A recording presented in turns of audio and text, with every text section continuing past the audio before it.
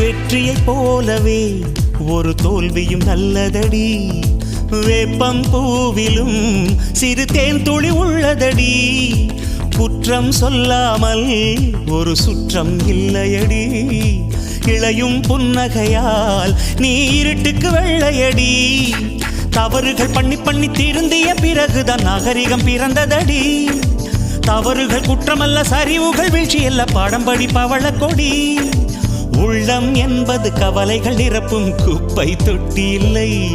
உள்ளம் என்பது பூந்தொட்டியானால் நாளை துன்பமில்லை. புயல் மையம் கொண்டால் மழை மண்ணில் உண்டு. எந்த தீமைக்குள்ளும் சிறு நன்மை உண்டு.